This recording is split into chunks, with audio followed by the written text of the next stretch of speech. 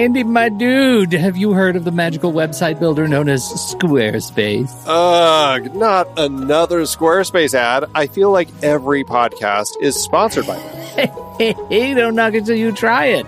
Yes, okay, it is overhyped, but actually it lives up to the hype.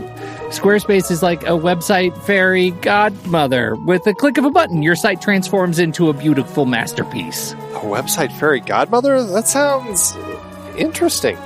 What makes it so magical? Well, for starters, those slick templates make anyone look like a professional web designer. Pick one, customize the colors and fonts to match your brand, and voila. Plus, the drag-and-drop fluid engine is so easy, your grandma could build a site on Squarespace. Well, she did knit me a lovely scarf last Christmas. Maybe website design is next. Exactly. And when you're ready to sell your Nana's handmade scarves online, Squarespace has built-in e-commerce. Add a store with one click. Get flexible payment options. Then watch those sales roll in. And when she wants to teach others her steezy scarf skills, Squarespace's new courses feature is just the ticket. Nana can set up her curriculum and enrollments and payments in a snap and become the next e-knitting influencer. Oh, wow, you really sold me with the grandma angle. Sign me up for that free trial. Just go to thenextreel.com/Squarespace and transform your site into a beautiful Squarespace masterpiece. Well, thanks, Pete. Even though it's overhyped, Squarespace actually sounds perfect for Nana's site's needs. Appreciate the warning on the ads, though. I'll brace myself next time I listen to a podcast. Anytime. Let me know if you need any help getting that site up and running.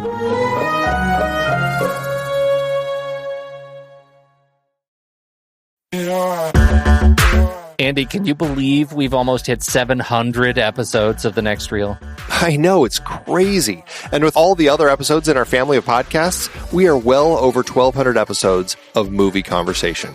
It's really pretty amazing that we've gotten to have these in-depth movie chats every week for over a decade now. And we couldn't have done it without our loyal community of film fans. Their support over the years has meant so much. For sure. That reminds me, we should give the merch store a shout out. Buying shirts from thenextreel.com/merch is a great way listeners can continue to support the show. Plus, they get to sport our great designs. Absolutely. I think sometimes folks forget we have a variety of shirts, mugs, phone cases, and more available. In fact, a great place to start is with a shirt sporting the Next Reel's logo. We also have that classic Fast Times Spicoli Surf School tee, or the weirdly popular Rusty's European Tour shirt. The one from National Lampoon's European Vacation. Why is that so popular? Search me, but we have sold a ridiculous number of those. I guess there are a lot of Rustys taking trips to Europe? We're always adding new designs based on movies we've covered, like our brand new design for a streetcar named Desire, featuring a streetcar named Desire. So if you want to rep your love of TNR and films, head to thenextreel.com/merch. Every purchase helps us continue to have these weekly in-depth conversations. So visit thenextreel.com/merch today. And as always, thanks for listening and being a part of the Next Reel community. We've got lots more great movie chats coming your way. I'm Pete Wright. And I'm Andy Nelson. Welcome to The Next Reel. When the movie ends, our conversation begins. In just a matter of seconds, you're going to hear a classic episode of this show from back in the day when we called ourselves Movies We Like. It took us a while to settle into the show's format, so you'll notice some differences as you listen to these episodes. For instance, it takes us a bit of time to actually get into the conversation about the movie. Things like that. But we're still proud of the conversations about the movies themselves, and we think they're worth keeping in the library. So enjoy these episodes from our back catalog. And you can become part of our Discord community, learn more about the show, and find out how you can become a supporting member at thenextreel.com. So thank you, everybody, for downloading and listening to The Next Reel. We appreciate your time and attention, and we hope you enjoy the show.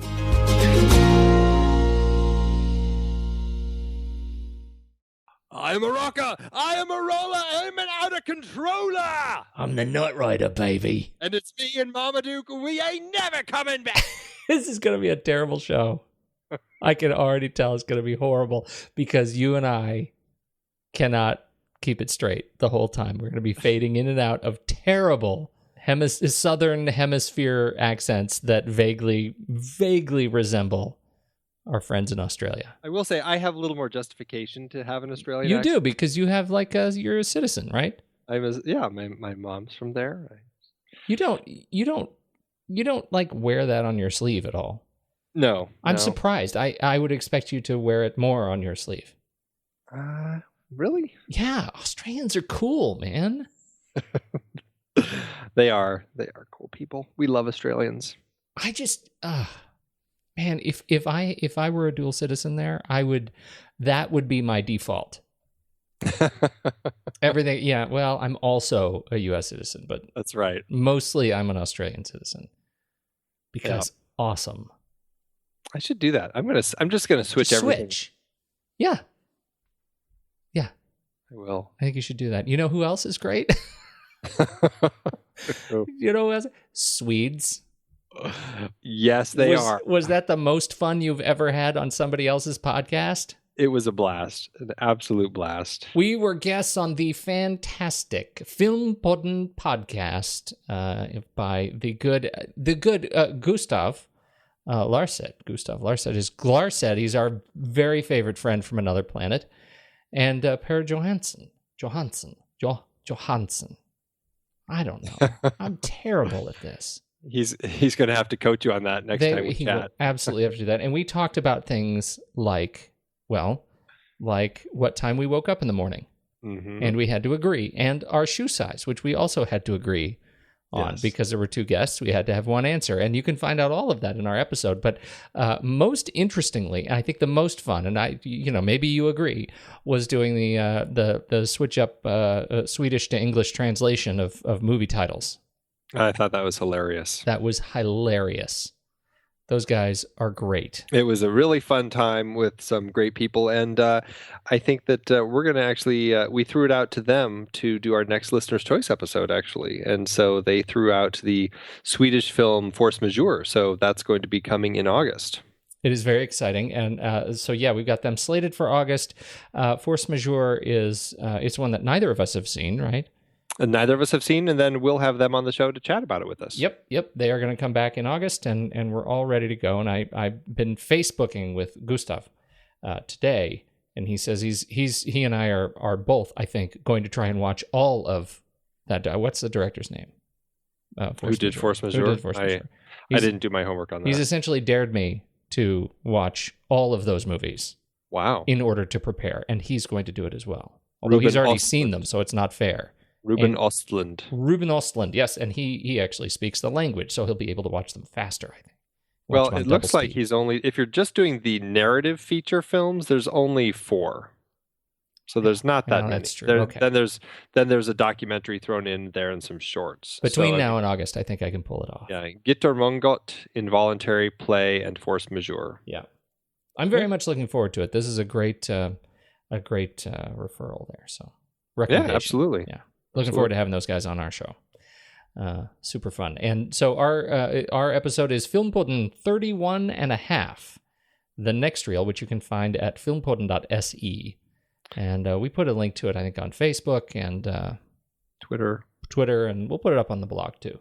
So if you want to hear Andy and I interviewed by our two very favorite Swedish people. That's right. You should do that.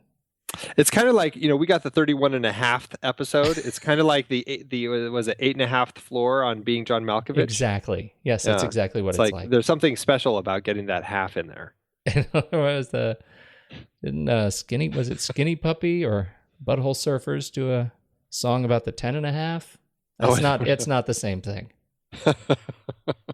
Very much not the same. Not the same thing. I like Being John Malkovich's reference better. And I'm going to stick with that. We also have now to completely switch gears. We have sad stuff. We do have sad stuff. Oh, I hate sad stuff. I know. All right, go ahead. We have to talk about it. We do. Get it out there. Andrew Lesney, fantastic cinematographer, passed away suddenly a few days ago. Too young. Yeah, he's only 59 years old, so it was very surprising. It just really shocked me. He most recently shot The Water Diviner, the new film that Russell Crowe directed and stars in. That's just kind of hitting theaters now, and it's won 3 Australian Academy Awards.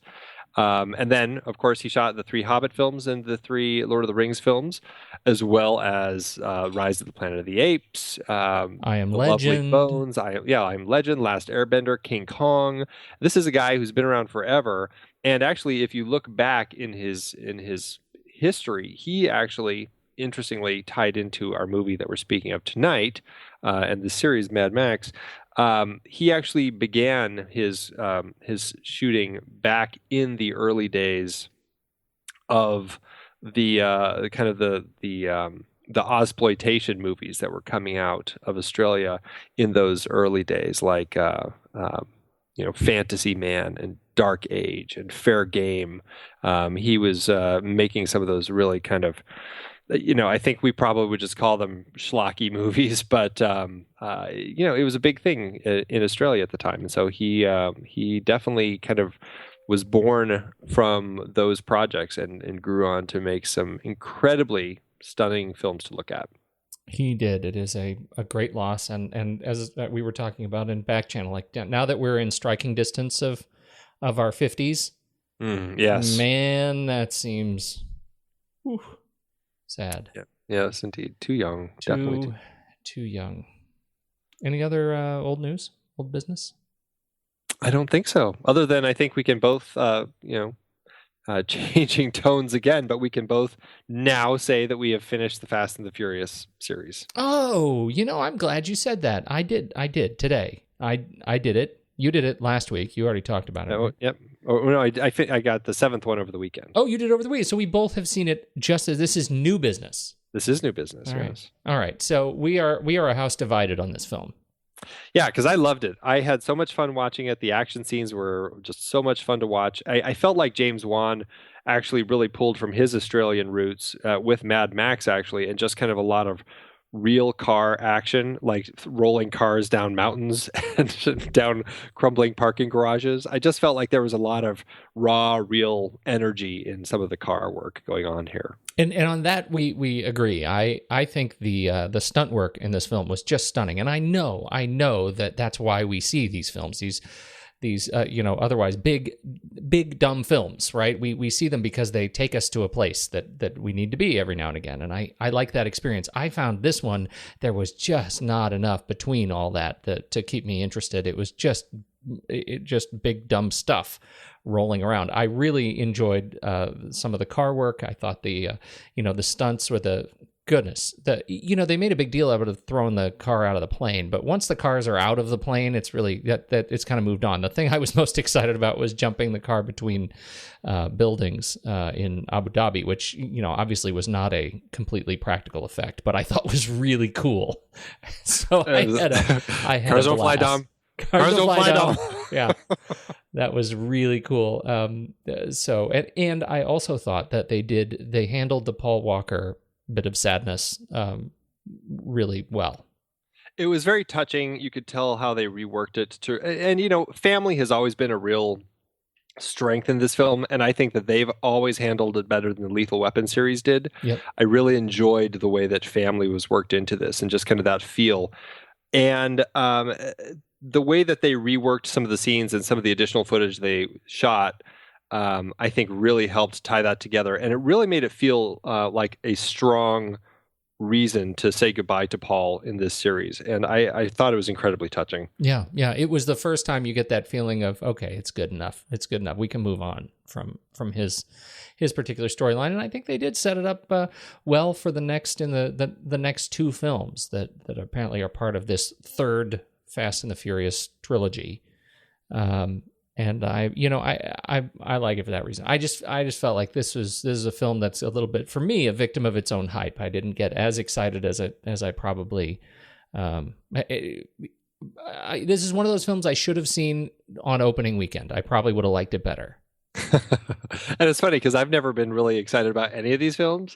And this is the one that you like. This is the one that I totally love. I mean, I really have enjoyed watching the whole series, but this is the one for me that it really just was just a blast. It was a bridge too far on some of the camera work. We talked about his flippy dippy camera move, right? The parallel action, paralleling the camera to the action where he turns the camera on its side whenever a character gets flipped. And that was so cool the first time he did it. And then by the 10th, I'm so done. It happens all the time in this film, and that was just a little much. So there are a number of those little cinematographic conceits that I just got really tired of. So yeah, you'll grow to love this one more.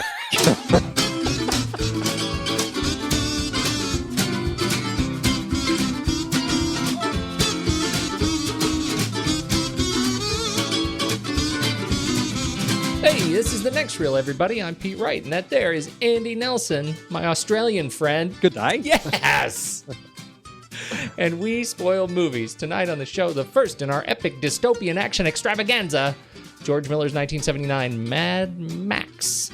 Before we get into that, you should learn more about us at thenextreel.com. Follow us on Twitter and Facebook at The Next Reel. And if you worship the open road so much that you'll risk your life to rule it, you head over to Instagram.com/thenextreel and play The Next Reel's Instagram, #PonyPrize, #GuessTheMovie Challenge. Andy, how did we do against Toecutter's gang this week? This was, they were out to get me this week. I thought I set it up pretty nicely. I pulled some interesting images. This was Purple Rain, the Prince. I don't know if I call it a cult classic now, but it's definitely something that a lot of people still have a lot of feelings for. Pete. Because it's best movie ever. Right. But, I mean, I had never seen it before. I watched it fairly recently, and I was actually quite surprised at some of the dark tones the film had, namely Prince's storyline with his family, which really kind of definitely takes a dark turn. Yeah. And so I pulled some images from that to kind of start it and give it a little bit more of a horror vibe and kind of throw people off the scent a little bit, I think. And I think I did a pretty good job. It was just that I think it was the giveaway of Apollonia under the stairs looking up that gave it away for Paz Malti, who admits to be an 80s film lover. So I think Paz Malti was able to pull out a win this week and is entered to win the 2015 Pony Prize. That's a good one. But like I said, it gave me the opportunity to throw lots of pictures of Prince up and even one of Morris Day in there. What time is it? Oh, it almost makes me want to dress up like that for Halloween or something. You need a giant clock. Oh man, it's funny. So we'd good. We'd have to get that same little jumpy dance going though. That's the best part. No, I've got the jumpy dance. Are you kidding? I've got the jump. I'm doing it right. I'm doing it right now at my stand-up desk. Yeah. No, I think I just knocked some stuff off my shelf. That is definitely a classic. Yes, indeed. So that was fun. Excellent. Well, then I think it's probably time, Andy. Let's do trailers.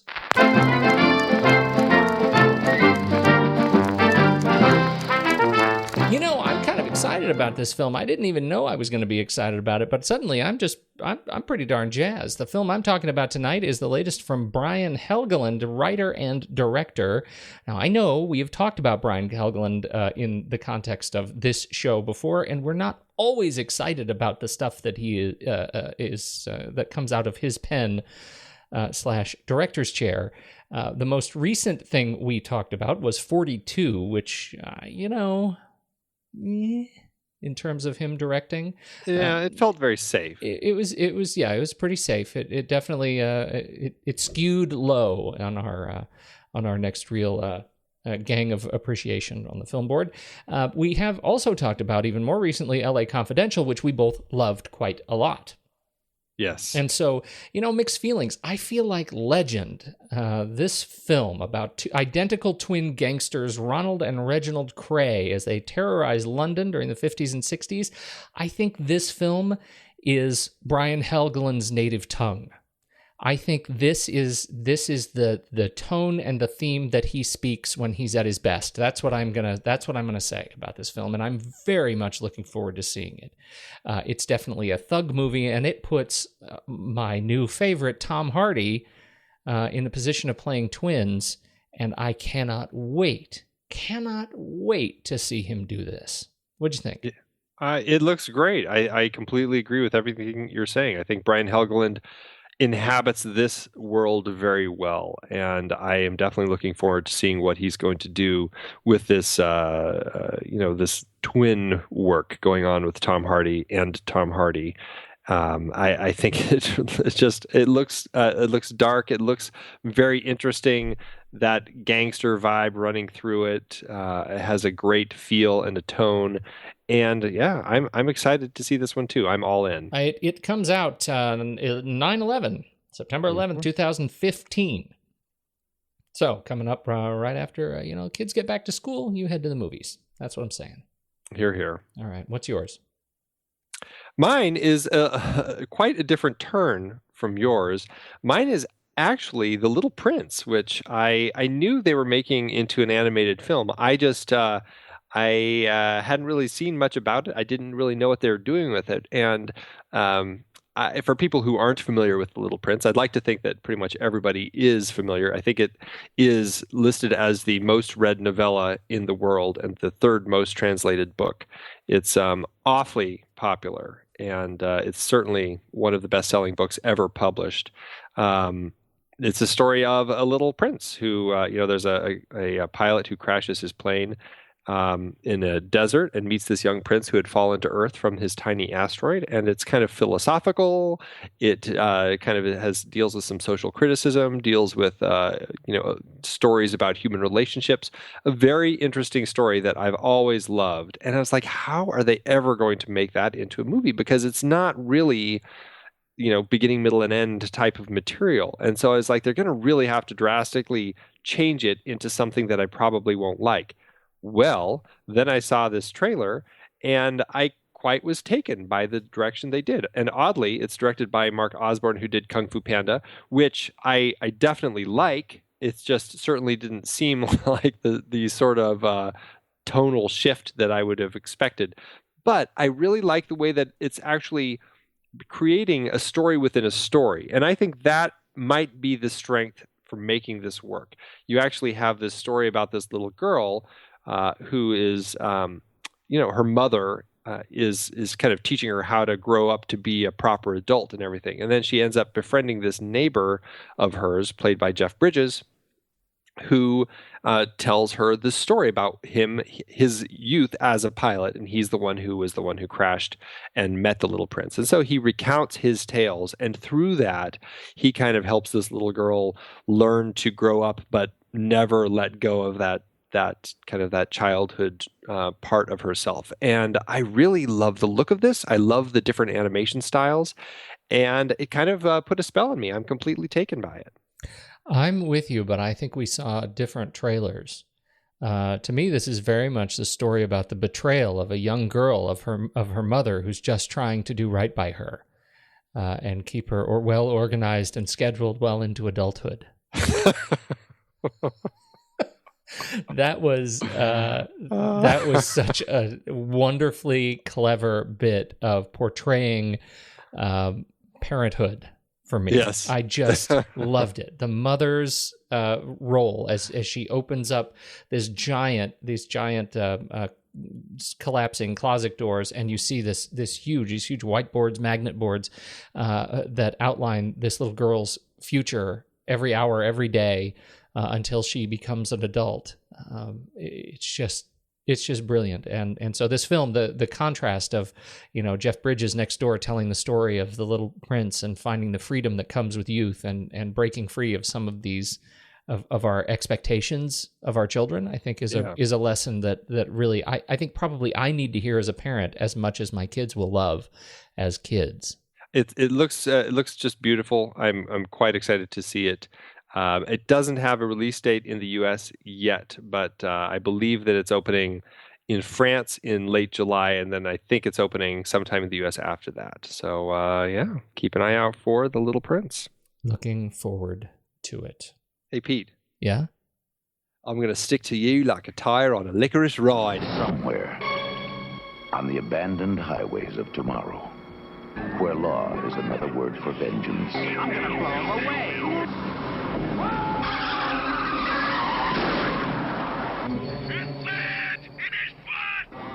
Where justice is a forgotten memory. We're 100%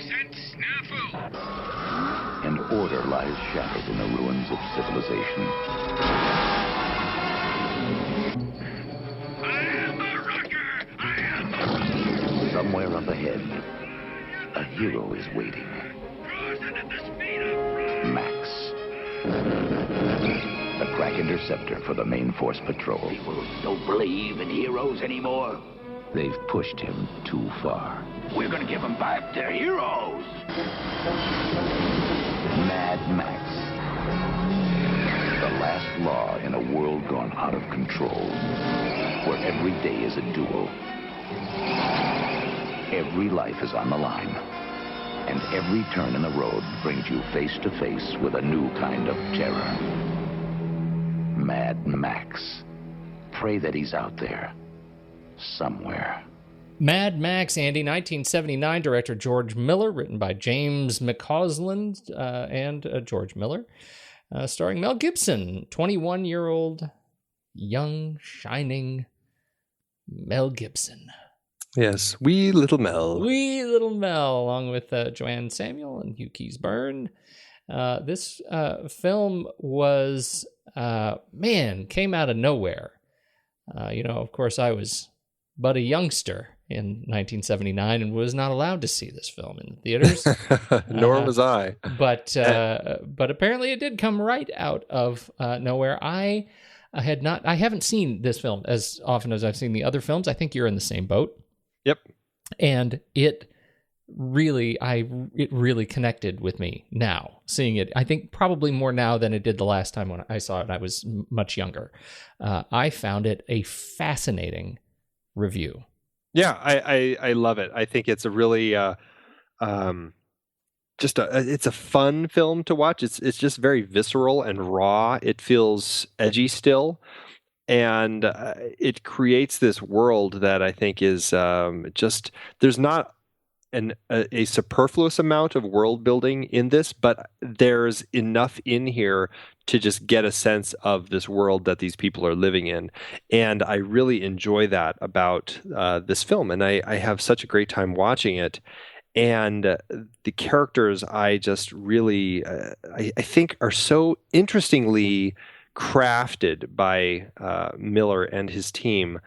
And the actors, especially the way that they ended up portraying them, that it's almost impossible to forget characters from really any of the series. They are all so over the top, particularly the antagonists. They're so over the top, but not done in a way where weirdly it doesn't make sense. And that's something that I feel like this film maybe stands alone from the series for me, and I haven't seen the other two. Again, it's been some time, but I have a little bit fresher memory of them.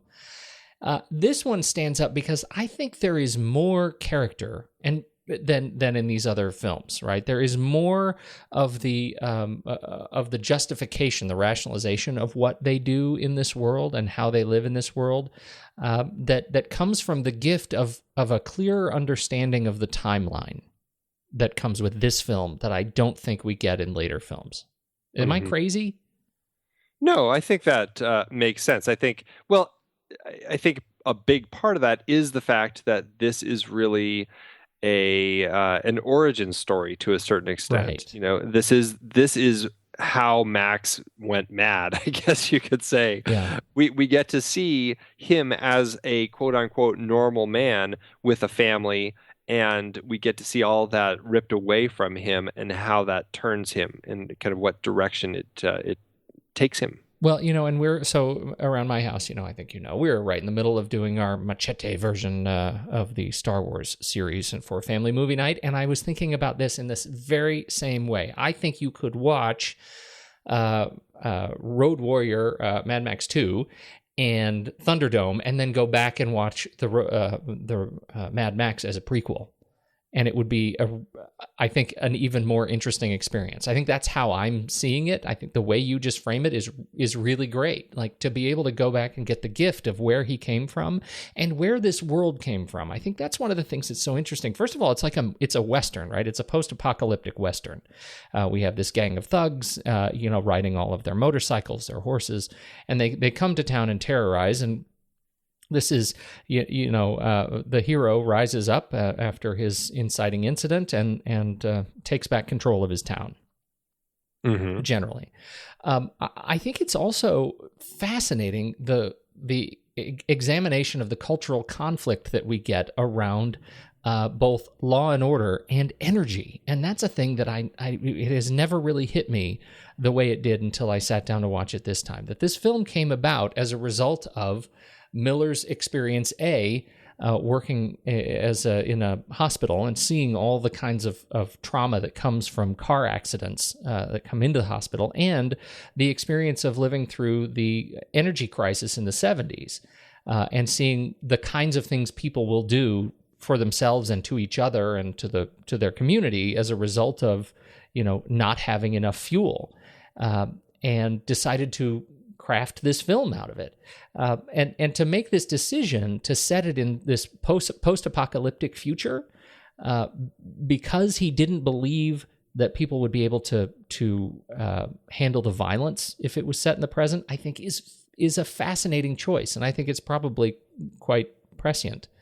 But it still teaches us these great lessons. If you think again, and I know I've said this probably too many times, it's practically a drinking game, but he's holding up this mirror and saying, hey, look at yourself.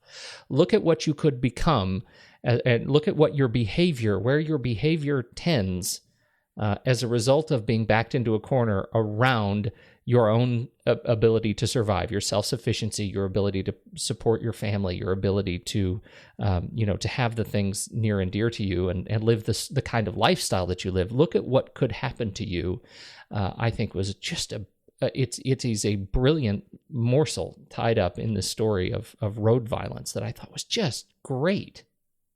Yeah, there's a lot more going on in the story. I think latching on to Miller's medical background is a very strong way of looking at this, and just seeing how things end up getting framed through that that viewpoint.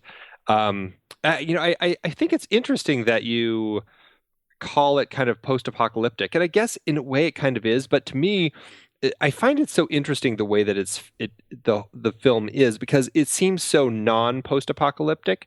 It really doesn't have a sense that there was an apocalypse. And actually, at the beginning of the next film, there's actually almost a little more backstory about how two countries, the two big powers, went to war, and the world just was kind of overrun by the gangs as those two superpowers kind of destroyed everything. It doesn't seem, it definitely seems like things have fallen, but it doesn't seem like there was an end of things, and this was kind of the beginning of the rebirth. This film almost seems like it's, in a weird way, this feels more like The Walking Dead without the zombies, but it's like people trying to hold on to the last vestiges of humanity, like how the what is it, the MFP, the Metro Force Police, right? How their ramshackle police station just looks like they just set up shop in some abandoned building because that's all they had, and they're all wearing like black leather because it seems like they had been a bike gang themselves who were like, well, hey, we've got to kind of help create some order here. We'll take over this role since there isn't anyone else to do it.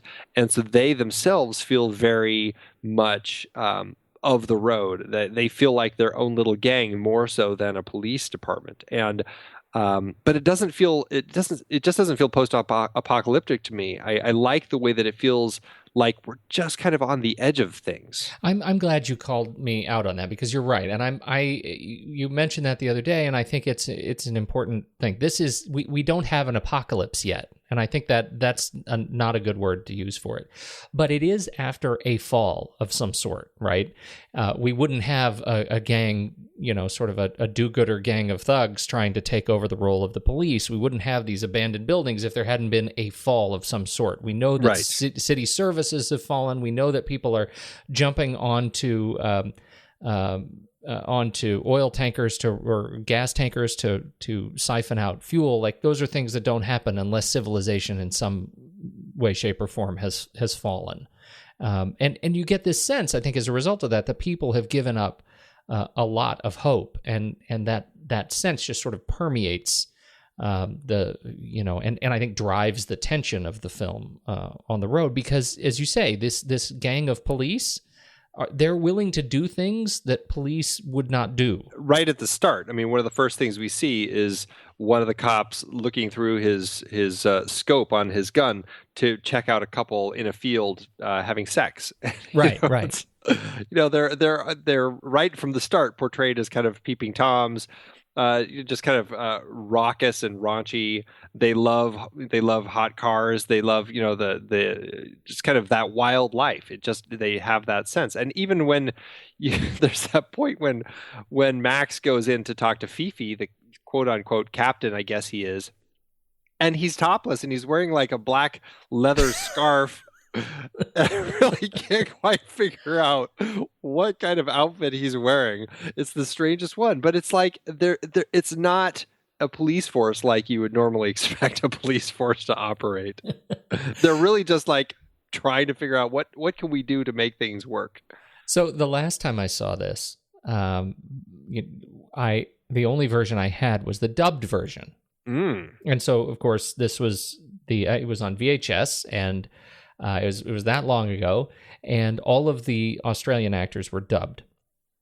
And tragedy. It was a tragedy, and in fact, I don't actually remember Mel Gibson's voice actor. I don't remember his voice at all. I think I'd known, by the time I'd seen this, I knew enough Mel Gibson that I just was able to kind of tune it out. But Fifi, the actor who did Fifi's voice, was just terrible. And that's the thing that just took me right out of the film, because there is no way a police captain in the United States would dress like that with that scarf, topless, in this burnout building and scream the way he did with that longhorn mustache and his bald head. I mean, it was just horrendous. And it was such a tragedy on so many levels. It was great, and it was funny seeing it this time with the correct voices. The original Australian voices finally has been resolved, and it fit right in. Like, of course, I would expect that guy to be topless wearing a leather scarf. That makes all the sense in the world. Right. It's only when it's dubbed when it just throws things out of whack. Totally throws me off. Yeah. So that's what I love so much about this film. It is an intimate, as sort of weirdly suggestive of violence as it is. It is not an incredibly violent film. It is a stunt heavy film, but it also has some sort of intimate sense of, as you say, of family to it that I think that we really get a sense for who Max is, where he comes from, and that makes a really great viewing for me. The film was made on the cheap. Super cheap. This is we could do this. We could do this movie. $200,000 is what they had. Yeah. Yeah. We could totally do this movie. Let's do it. Just right on the roads, open roads of Arizona. There you go. Because it's no trouble, I hear, for permitting to just shoot major stunts in Arizona. I think is really, they say Arizona's the state. No police involvement. They don't care. That's where you come. Very liberal in terms of police involvement and other things. Arizona's your place. So made on the cheap, you say $200,000. What else? Well, speaking to the fact that it was made on the cheap, George Miller and Byron Kennedy, the producer, really kind of just got their team together, just scraping by with friends and people that they knew in the business and saying, hey, you want to be a part of this crazy movie? We don't really have any money, but it's going to be fun. And they're like, oh, yeah, sure. And so they all kind of came down to Melbourne to make this crazy movie. And this was, as I alluded to at the beginning, this was a time in Australia's I guess you could say cinematic adolescence, when there was a lot of wild and crazy stuff getting made down in Australia. There's a fantastic documentary called Not Quite Hollywood, and that's it's stories of Ozploitation and kind of all the films that were birthed from this. And you can see a lot of the actors in this film had kind of come from that world. There was just a lot of lewd films, a lot of over the top campy films, just over the top silly horror movies. This movie kind of paved the way for a lot of the wild and crazy action films. This was they were doing nutty stunts that you would never get away with. And speaking to modern filmmaking sensibilities, where you have these horrible tragedies where with the Sarah, the first AD who gets killed. Or not the first AD, but she's working in the camera department, who got killed on that project a year or so ago. They were operating in a very crazy ways where it's entirely possible that people could have gotten hurt or injured or even killed. And but I don't think that they were as worried about it back then. Today, you'd never get away with the stuff that they got away with. I mean, they, like when the guys were stealing gas, siphoning it out of the tanker as it drove down the road, they were really jumping off of the hill onto the tanker as it did that. They were really doing these crazy stunts. There's a fantastic shot as Goose is racing down the highway on his motorcycle. There's a great shot of the cameraman is filming from over his shoulder, looking down at the road, and you see the speedometer, and you see how fast he's going. And it's like he really is going 180 kilometers per hour, which is like 100 miles an hour, 111 miles an hour. That's how fast this motorcycle. On to the camera. Yeah, holding on to his camera, riding down the road with this. And so, I mean, these guys were crazy, and they were just doing it all themselves, all these wacky stunts. And like the production designer didn't have enough of a budget to put the ice cream stand together when he was filming that. So early in the morning before the scene, he drove by an ice cream stand, and he basically stole everything out of the front of it, all like the chairs and the newspaper stands and just everything out of the front of it, so that he could have it for his set. They shot with it, and then the next morning before they opened, he went and returned everything. And so it's crazy, like the low budget world that these guys were in and the things that they ended up getting away with. I mean, it really blows your mind, especially the stunts. And I think that is the incredible strength of this film, is the amazing real stunt work that was going on all through this film with the cars, the motorbikes, the people, as they, like, there's that wonderful crash when, like I was talking about with Goose, when he actually crashes, you see that stuntman flying through the air as his bike goes off the road. That guy flew through the air for, I think it was 87 feet before he crashed down into the ground. I mean, it's just nuts. These people were just doing crazy things because they wanted to make a kick-ass movie, and they did, and people got hurt, but they made a great movie. Well, even the clip they used during the motorcycle crash on the bridge, where one of the riders hits the ground and the tire hits his head, and they use it in the film. That's a stunning thing. The stunt coordinator is Grant Page, and he actually on the way to set one day riding his motorcycle was cut off by a semi tractor trailer, and he actually, this was not involved in the movie at all, he actually lays the bike down, slides under the wheels of the tractor trailer, and makes it out the other side. In the process, as the bike collapsed on him and he broke his leg. So, that happens when it's actually not in a movie, but he did make it out, which is a fantastic stunt in itself, but then goes on with a broken leg to do continue to work that day, to continue to do some of the best stunts of the film.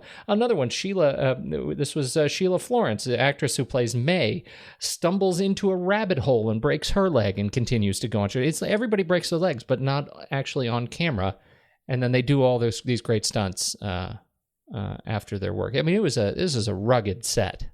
It definitely was. People really had to kind of they were passionate about making a really fun, wild film. This, like I said, Australia, the people in the film industry at this time were just so excited about making these movies that they just kind of went for it. Yeah, they did. I love that. You can feel that energy all through the film. Especially in the opening sequence with the Knight Rider chase, where they put the the military booster rocket in the car. Well, the funny thing is that they didn't get, like when they first shot it, it didn't go the direction it was supposed to. It didn't crash into the tanker. It like spun around it, and they were so distraught about it and just disheartened that their stunt didn't work. But then they looked at the rushes, and they saw that the swerve that it makes around it and how it kind of spins around it was so much more exciting. And so they were able to actually extend that little crash a little bit longer before they had it crash into something else that was right behind it. So lucky that they have that second camera on the backside, because you see it when you see it come around and it kind of swerves off camera kind of backwards. It's really intense. Yeah, it's great. It's really fun. And also, I think it's enhanced by the fantastic just facial effect that their special effects guy created of Knight Rider's eyes, which they also do with Toecutter's later, when he sees that he's about to crash, and you get that close-up of his eyes as they bulge out of his head. As they kind of spring out, right? Yeah. That's so good. Oh, it just cracks me up. It's so funny. We need to talk just a little bit about the camera work, because that's a thing that really stands out to me. Cinematography by David Egby. Now, you already mentioned that just putting the camera on the back of that motorcycle and driving 100 miles an hour. That's certainly noteworthy in this film, and I think it goes to just the things that they do with the camera to change the way we are able to appreciate the intensity of the motion in these cars. I mean, this is one of those films where you feel like you are inside the working stunt. Yeah, and it's almost like this is a precursor to the shaky cam that has been utilized really well by modern action filmmakers, where well and poorly, I should say. Sometimes it works better than others, but this really is where it started, I think you could say. Because before this, the camera, like all the stunt work, when you watch great stunt scenes, you're watching it from outside of the vehicles. You see Steve McQueen come around those corners. I mean, and there are some good shots of close-ups and stuff like that, but never do you feel quite so in the middle of the action as you do here, where, I mean, the camera is hovering like inches over the ground, or the car races past the camera a few inches away from it. I mean, you really feel like you're right in the middle of the action. And I think that is kind of what helped birth the whole shaky cam, because that helped put you right into the middle of fight sequences. The camera on the car, you know, the number of times I feel like we are like mounted to the hood of the car, and, you know, right as the car is about to crash, you know, I mean, those are the sequences that feel super, super intense to me, that I just don't like. I want to see the list of camera fatalities on this shot, because I have to imagine that they lost some cameras as a result of this, and I can't find that anywhere. It seems like they would have. It seems like they should have had some get hit by vehicles, or get a rock kicked up and smash the lens. You definitely seem, it just seems like it should have happened. This team of, you know, Miller and David Egby and John Dowding, art direction, they pulled together an amazing crew, paid on, you know, I guess beer. So that's what they got a lot of the actual motorcycle riders to come out for, or all the different extras, or people, like they would get them to come bring their tow trucks out. Just all of that, they had them basically paid a lot of them with beer, because that's what they had. Amazing. As you think about the way this film fits into, I guess, cinematic kind of legend, you know, this we owe a lot to Mad Max, not just in the Mad Max series, but in terms of what it set out and achieved. It really did help further this development in the Australian body of work that they were cranking out, and I think it really did get people to start looking at doing action films in a different way. I think having a film like this made it easier for films like, First Blood and some of like the Charles Bronson sorts of movies to start coming around. They just ended up having a much more raw edge to them. And coming off the 70s, which was a decade that was a little more raw anyway, this did seem to kind of be a precursor to a lot of those 80s sorts of action movies. And I think that a lot of them owe a bit of gratitude to this film, and I think to a lot of the wonderful car work that ended up coming from this. I mean, I don't think that the Fast and Furious franchise would necessarily be what it is without a series like this to kind of give those wild car chases and that kind of love for cars a place in cinema. And like I mentioned earlier with James Wan, I mean, it's clear to me that he, coming from Australia, was obviously a fan of this film, because I think there's an incredible connection between that last moment of Max when he handcuffs Johnny the boy to that car as the gasoline is leaking, and he lights the flame and throws him the hacksaw, and it says it'll take 10 minutes to hack through your chainsaw. If you're fast, it'll only take you 5 to hack through your ankle. Straight reference pulled by James Wan and Lee Winnell when they wrote Saw, and Right. I think it's a wonderful reference. And then when you watch Furious 7, you can really see just his love for this type of car action. I think it was a perfect person to do that film, and I think you can see how this film has influenced films from then forward. Do you remember much of, the great car films of the 70s? I remember, I mean, I do feel like there was a lot of raw action in them. I mean, if you look at something like French Connection, and we talked about a couple of them. French Connection, we're in the driver's seat, not in the driver's seat, we're in the passenger seat as Gene Hackman is racing. I think we definitely feel very raw and visceral there. But I think this one takes it just out of the car a little bit more, where we're hovering over the ground as the car is racing along and things like that. Yeah. That's my sense. I feel like you're still in the action there, but it doesn't feel like we're. I mean, I don't. What's the difference there? I mean, we're in the action there, but we're not just outside of it, like as it's racing past us or something. Yeah, it feels much more sort of, I don't know, static. That we get to observe the action versus take part in it, and I think that's one of the things we really get for this. I mean, the movies, it's not obviously it's not just French Connection, but the 7-Ups, Superfly 1972. But even the James Bond movies, right? Diamonds Are Forever. There were great movies that really focused on cars at some level, but I don't recall this feeling of just being a part of taking a car and doing things with it that it was not meant to do. There was an edgy level to this. It just feels rough. Like those other films, I don't know. French Connection has I don't know.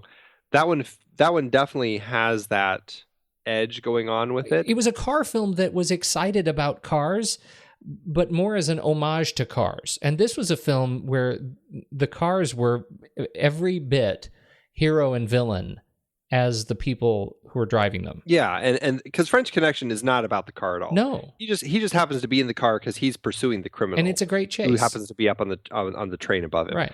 Yeah. This one really is. You've got that fantastic. What was it? Was it the Falcon? Ford Falcon. Yeah. It was a Ford Falcon, and the black one. I mean, they're all Ford Falcons. The black one that Mel is driving later. Yeah, I think that Interceptor. Yeah, the Interceptor is fantastic. It's an XB coupe model with an added Monza front end with the supercharger on top of the hood, which I think is just a fantastic car. And then all the other ones are just the Ford Falcon sedans with the V8 engines, and that I guess had all been real police cars actually before being in this film. Really stupid paint jobs. Yeah, it's garish and ugly, but at the same time, I love the contrast it has with the landscape. That's why, as terrible as they are with the bright yellow and blue, I think there's something about it that makes it stand out in this world that is kind of just falling apart. Yeah, I think so, and I guess I agree with you. half-heartedly. But you know, the real contrast I think that you get is when you see the introduction of the Black Interceptor with the big hood cut out, and it is it's a beast, and the excitement that these guys have when they finally get to kind of look at this. You know, we're going to shed the yellow. We're going to be in this incredible, badass black interceptor on the road. You know, we can really do some damage with that. I think we needed the ridiculousness of the yellow and blue to make that, you know, so much better. I think the cast is great. I love.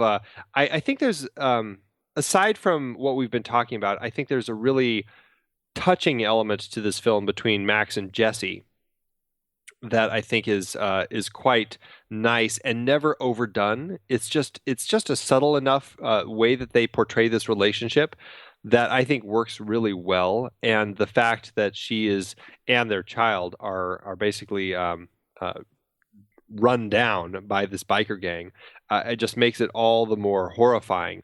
But I think George Miller knows how to play the dramatic moments between husband and wife really well. I also think he does an incredible job of playing with the tension when we have the scene when Jesse goes down to the beach with the dog, and you know something's going to happen. You know that this biker gang is watching her, but you just don't know exactly what's going to happen. And they drag it out and they make it so uncomfortable because you just never know where they're going to jump out from. And I think this is done really well. The suspense is built up so nicely. So by the time she makes it home, you think she's safe. She forgot the baby. She runs outside. The baby's not safe. You know, it just keeps building and it keeps building until finally you have that horrifying moment in the road. I think that he does that so well. And you don't actually see the horrifying moment in the road. I think that is it's just a wonderful, and as weird as this is going to sound, it's a tasteful way to handle an unspeakable act of violence.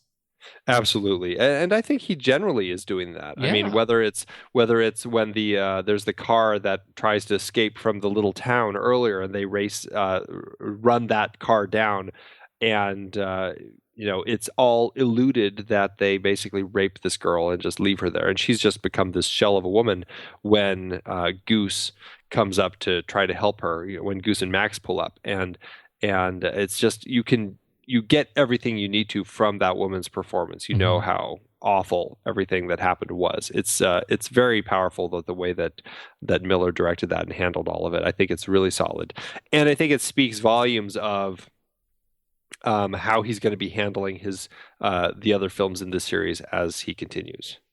For the most part, I think there are some stumbles. We'll get there.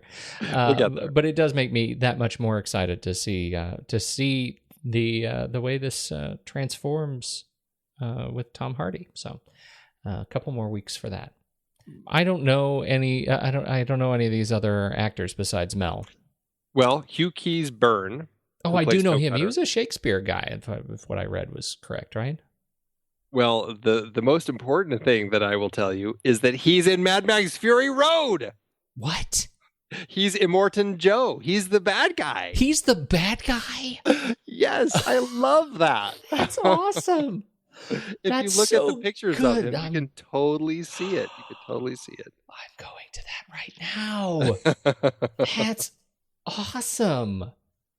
Yeah, makes me very excited that Miller pulled Keays-Byrne back in to be a part of this.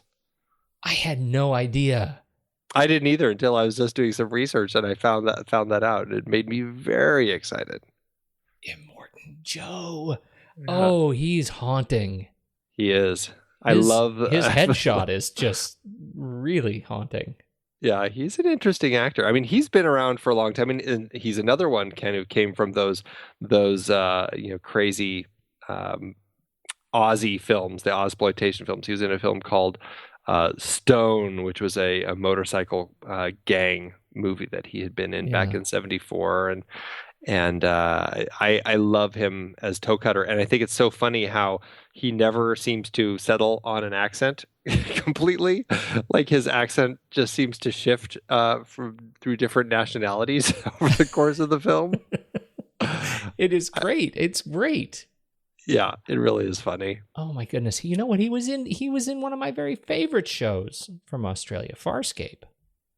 Oh, I there you go. love that show. He There you was go. Grunchulk. Steve Bisley, who plays Goose, he's still very busy. He was, I think, just most recently, at least as far as what people would recognize, he was in The Great Gatsby. So he's somebody who's definitely keeping busy. He's was, I guess, an old schoolmate from the acting school with Mel Gibson, and so I don't know if they kind of, just Max brought him on. I mean, Mel brought him on. I don't quite know, but yeah, he was Goose in this. And I actually know this story. Oh, you do? This is one I stumbled upon. It turns out he was going in for the role of Goose, and not Mel. Mel was going on to support him at this audition. And the night before the audition, Mel had gotten in a huge bar fight. And one of his eyes was his left eye was nearly swollen shut. He had a giant bruise on his forehead. And he went in to support Bisley and go in this audition with him. And when they saw Gibson and the way he looked all banged up, they actually said they needed him because they needed, quote, freaks. And so 3 weeks later, he went back in to audition again and got the role. Interesting. Yeah. So that is very interesting. Yeah. So they got to play back to back. Oh, good. Side by side. Side by side, back to back. All of that. Whoa, whoa. There's a boy band song. Like that. So that's Bisley. Who else? Lulu Pincus pops up briefly in this as Knight Rider's girlfriend right at the beginning of the film before they crash and die. She's not somebody that I really know a lot about. You okay there? You swallow your tongue there? I did. I just got very excited about Lulu Pincus. Okay. Except she went on to marry Yahoo Serious, which he's kind of a wacky Australian personality. I remember Yahoo Serious. I'm not sure there's that many people who probably think of him fondly. He was I guess he was considered the first Australian to write, produce, direct, and star in a major motion picture, and which was Young Einstein back in '88. It was a kind of a crazy little film. But at the time, I would say it was probably a guilty pleasure of mine. I don't know if I'd want to watch it. I don't think I would probably enjoy it anymore. But yeah, she is married to him. She is, I guess, now Lulu Serious rather than Lulu Pincus. No, please tell me she doesn't go like that. Well, she was credited as Lulu Serious in one film. I don't know if she actually goes by that or not. I remember, who I classify Yahoo Serious in the same bucket that I would put like Max Headroom. Interesting. There's like just wacky non-characters. Yeah. Even though obviously Max Headroom climbed out of that particular box. Yes. To do other great stuff, but anyway. Right. I don't know if Yahoo Serious did. No. Three titles: Mr. Accident, Reckless Kelly, and Young Einstein. And there you go. That's pretty much it. Yep. All right. Brian May did the music. I think he did some good work. I mean, the music in this, it's not like it stands out that well, but it works very well in context of the film. It gives that driving energy to the film when it needs it. And I think it just works well in context. Reminds me of the Terminator. Yeah, it has a great driving edge to it. It definitely does. Mm-hmm. Yeah, it's all right. I wouldn't put it on for, Sunday dinner. Unless you're driving really fast somewhere while you're eating. Anybody else that you particularly stuck out to you? I think that's about it for the cast and crew. Although I will throw Claire Griffin in there as the costume design. I think Claire had a limited budget to work with, and I think did a good job creating these wild and crazy outfits. Like I said, I love the kind of leather-bound cops, even though I think Mel was the only one who actually got to wear leather. All the rest, because they didn't have budget for it, had to wear vinyl And so, it's just cheap vinyl made up to look like leather outfits, which I think is hilarious. It was good vinyl, though. I mean, it didn't look like vinyl to me. No, I think it definitely passes. I never knew that until I was reading about it, and it kind of took me by surprise.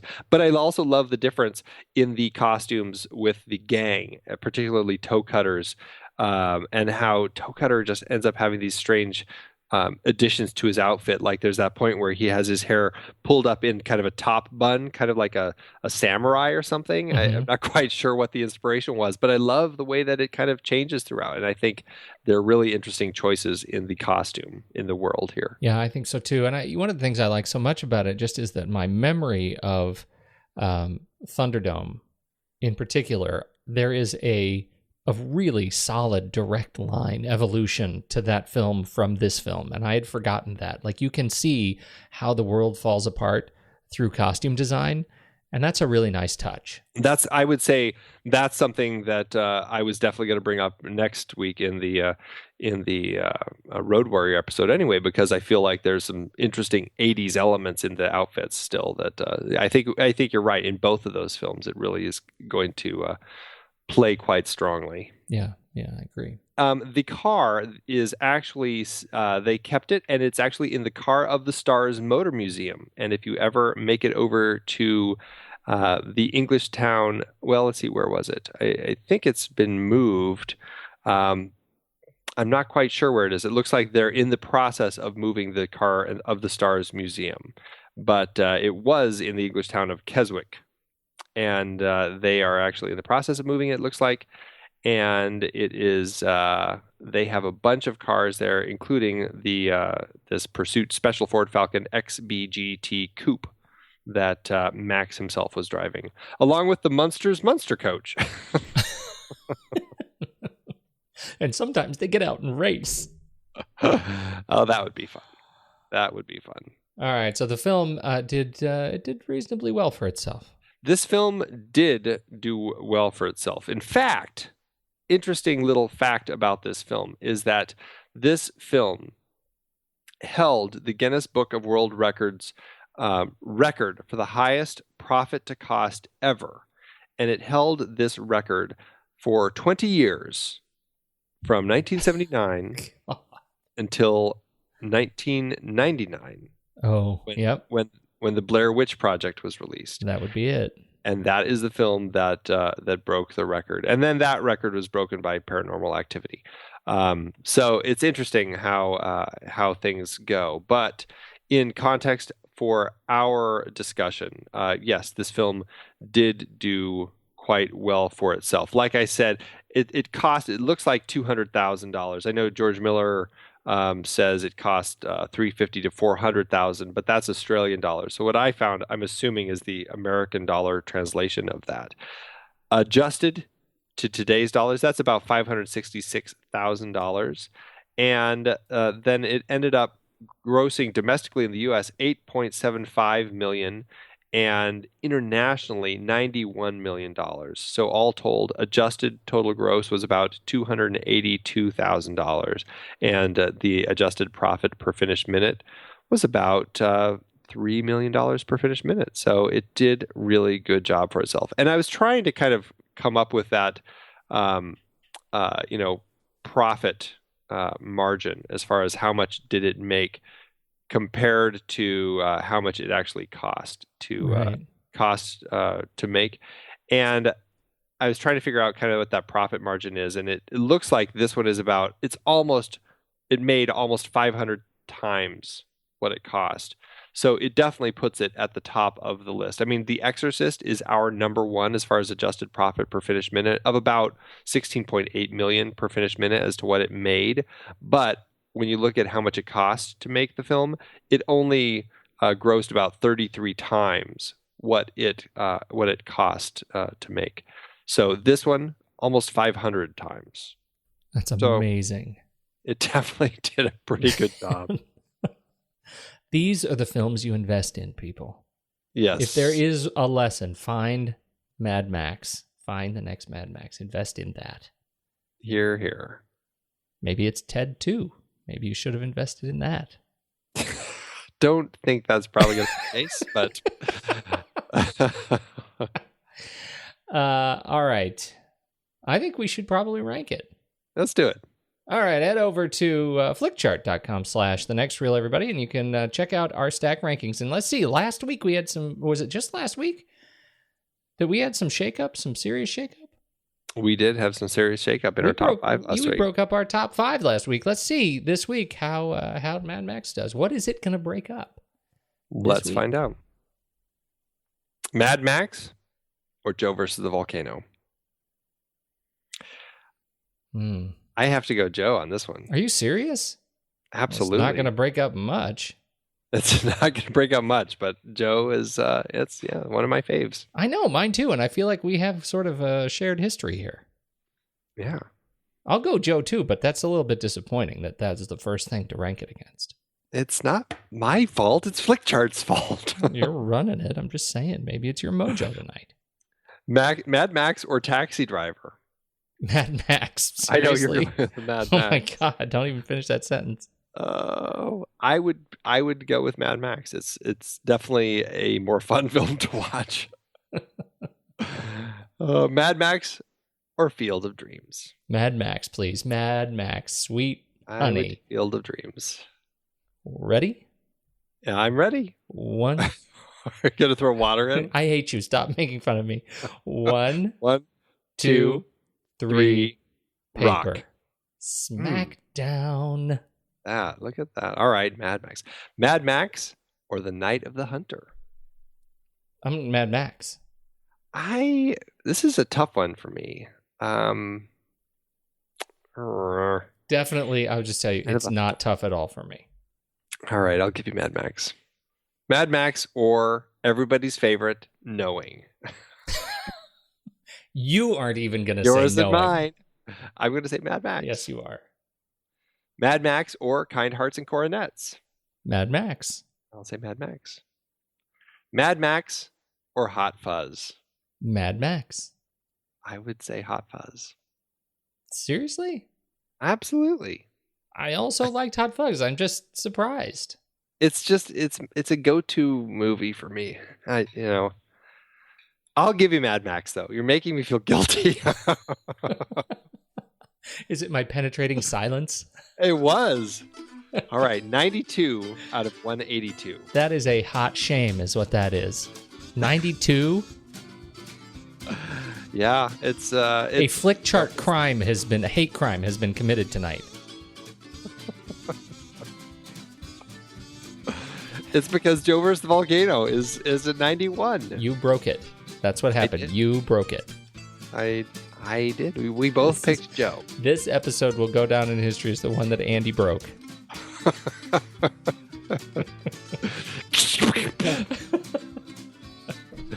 It's our first episode with a subtitle. Mad Max, the one Andy broke. It'll have the asterisk, like 61. Doesn't quite count. Where do we go from here? I think if it's not obvious. Yes, we're going to continue. A couple years later, they cranked out another one of these called Mad Max 2, which, because nobody in the United States really saw the first one, they renamed it and pretended it wasn't a sequel, and they called it The Road Warrior. So we are going to check that out, although they have actually returned it to its original glory, and the title sequence and everything says Mad Max 2, even if the American cover says The Road Warrior. So wait, what am I supposed to call it then? Is it Mad Max 2 : The Road Warrior? I don't know. That's not what... See, IMDb has it as Mad Max 2 : The Road Warrior, but... Letterboxd has it as just Mad Max 2. Well, I don't even know what to do with myself. I don't either. I guess we'll find out next week. I guess we will. In the meantime, I'm going to go to bed. All right, mate. Toodle pip.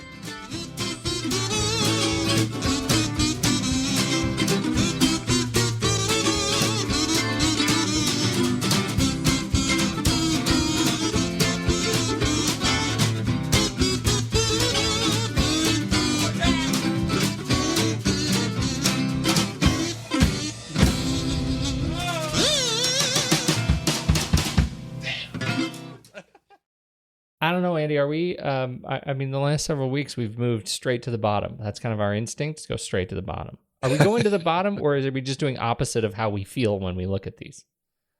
I like to go to the bottom, but there's something just so much more comical about going to the bottom. You want to mine and find the gems. You got to go deep. That's Maybe right. That's it. Mine is from The Southerner. I should say the title. Easily the worst movie I've ever seen. Wow.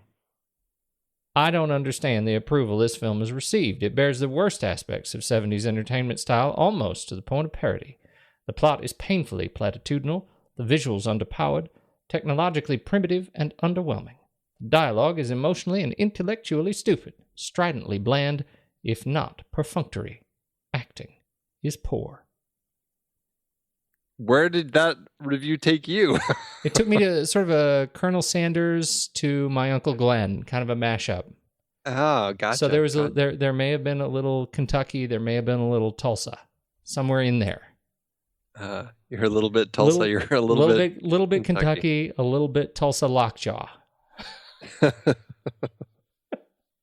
love it. What's yours? Mine is a 1-star by a customer who watched this on VHS. Oh, that was a mistake. Yes, and said nothing more than car crashes. Why on earth would anyone give this, why on earth would anyone give this movie 3.5 stars? I can't keep that up. Out of the traditional 4-star system. I kept watching this tedious film, hoping that perhaps the answer might be found in the next scene. This is a confused, jumbled mess. It's an unintelligible, incoherent, impenetrable story that makes absolutely no sense. It goes from nowhere to nothing. Each scene seems to have nothing to do with the one before or after it. As best as I can figure it out, it's a weird cross between Duel and Death Wish, but nowhere near as good as either. The action is disappointing too, unless you like seeing vehicles getting wrecked. Oh, it looks like getting reeked. Reeked. Next time, I'm going to watch the movie with the volume up. Jeez. Ah, yes.